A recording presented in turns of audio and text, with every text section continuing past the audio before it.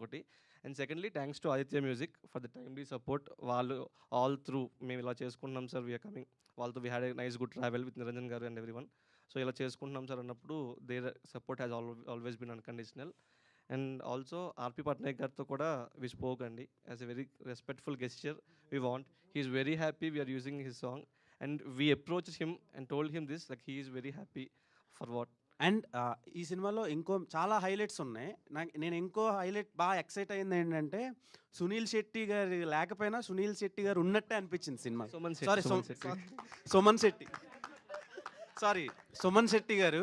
ఆయన తేజ గారి సినిమాల్లో మనం చూసి చాలా ఎంజాయ్ చేసేవాళ్ళం, అంటే ఒక 2 decades బ్యాక్.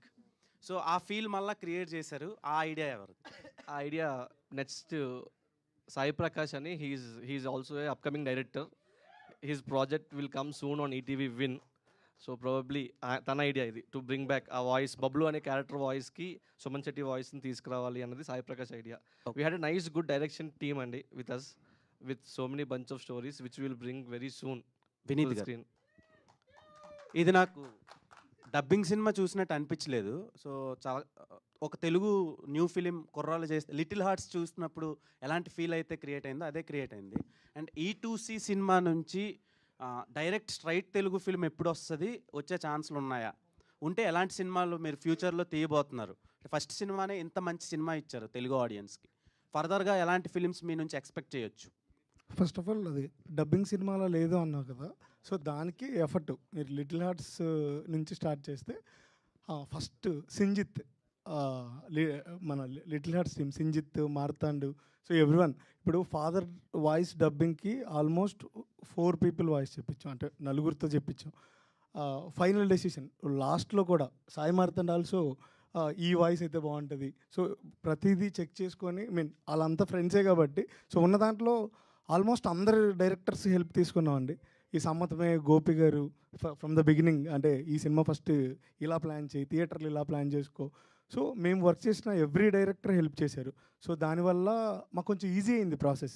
ఏ డబ్బింగ్ ఆర్టిస్ట్ కావాలంటే ఓకే ఇక్కడ ఇతను ఉంటారు, ఇక్కడ ఇది ఉంటారు, సింగర్ కావాలంటే ఇమ్మీడియట్గా ఉండడం, ఇదంతా కూడా. అండ్ సెకండ్ హాఫ్లో especially second half tour song Suresh Bobbili అన్న పాడారు అడగగానే, చిన్న ఫోక్ టచ్ ఉన్న స్పేస్.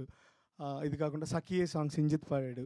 లాస్ట్లో father song Vivek Sagar, so just Sinjith నాకు పర్సనల్లీ తెలీదు, సింజిత్కి తెలుసు, ఆయన అడగగానే ఇమ్మీడియట్గా ఆయన పాడారు. లాస్ట్ సాంగ్ జయక్రిష్ గారు, రాజవర్రాణి గారు అశోకవనంలో మ్యూజిక్ ఆయన పాడారు. సో మోర్ వాళ్ళ వాయిస్ల వల్ల దీనివల్ల కూడా మోర్ ఒరిజినల్ సినిమా అనే ఇంపాక్ట్ వచ్చిందనే ఫీల్ ఉంది.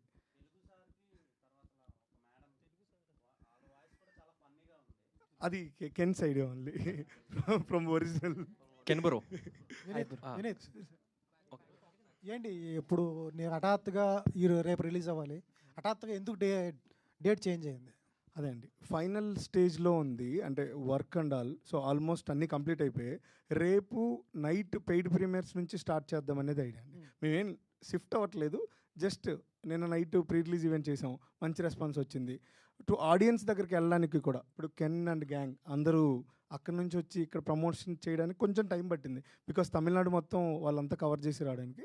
సో కొంచెం ఆడియన్స్లోకి వెళ్ళడానికి కూడా కొంచెం టైం కావాలేమో అనిపించింది.